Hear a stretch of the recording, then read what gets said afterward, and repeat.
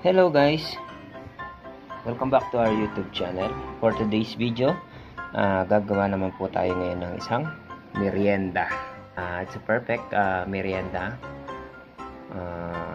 about no bake banana cake. Opo, just a similarity of pancake pero hindi po siya binibake. Hindi po tayo gagamit ng microwave oven or oven toaster. Let's proceed. So, meron na po tayong all-purpose flour. So, ang ginamit ko naman po ngayon is cake flour. Opo, cake flour ang ginamit ko ngayon instead of all-purpose flour or APF or yung harina. So, ako, ginagamit ko ngayon is cake flour po. Okay, I will put some milk.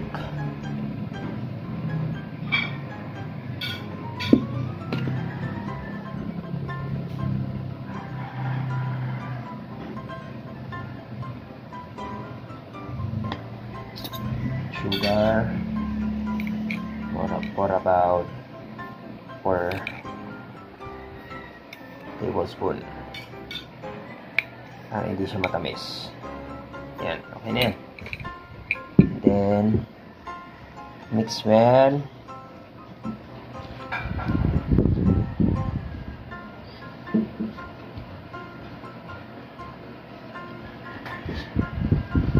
Tapos, maglalagay po tayo ng itlog.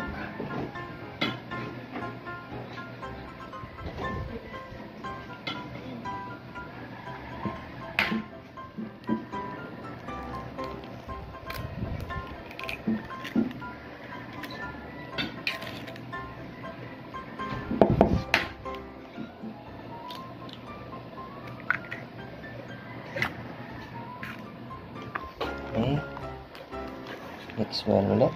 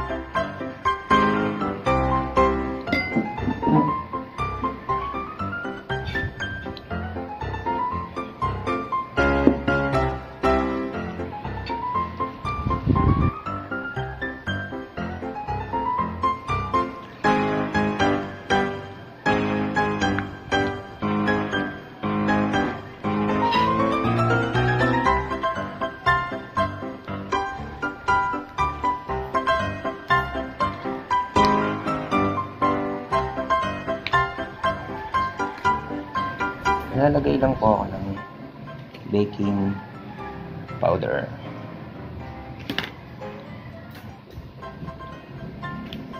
Mix well.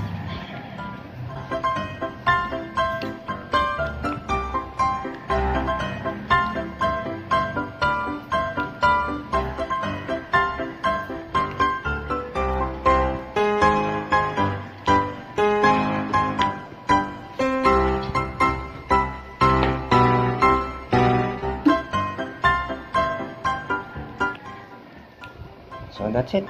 Okay na po yung ating first na mixture na cake flour para sa or just like a pancake.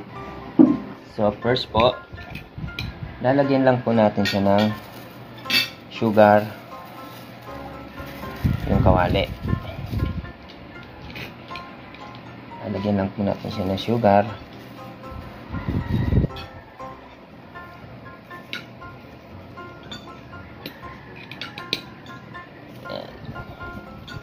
Tapos ilalagay lang po natin yung saging.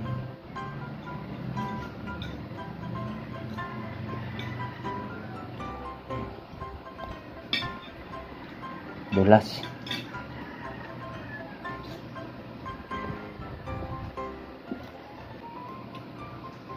So, ganyan lang po yung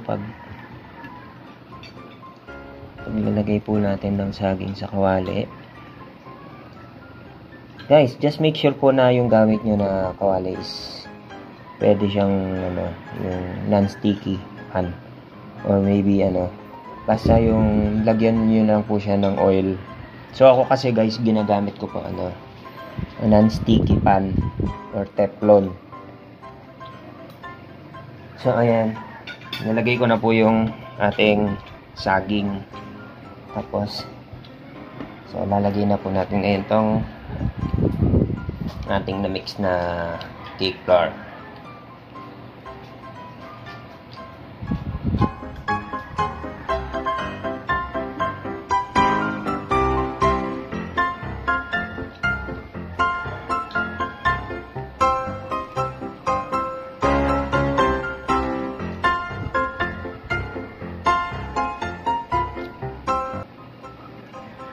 Ganyan lang po siya ka-easy guys, yung paggawa ng isang banana cake or no-bake banana cake. So, kailangan lang po natin ng isang sticky pan. Tapos, yung pag lang, parang lang po siya guys, yung gumagawa lang po kayo ng hot cake. So, ganun lang po siya kasimple. So, ayan, ready to cook na guys. So, pwede na natin siyang ilagay sa stove. So, ayan guys, nilagay ko na po siya sa stove. Just make sure na naka low heat lang po yung ating kalan. Tapos, takpan lang po. After 15 minutes, so, malalaman po natin kung medyo na gano'n na siya. Umalsa na yung ating pancake.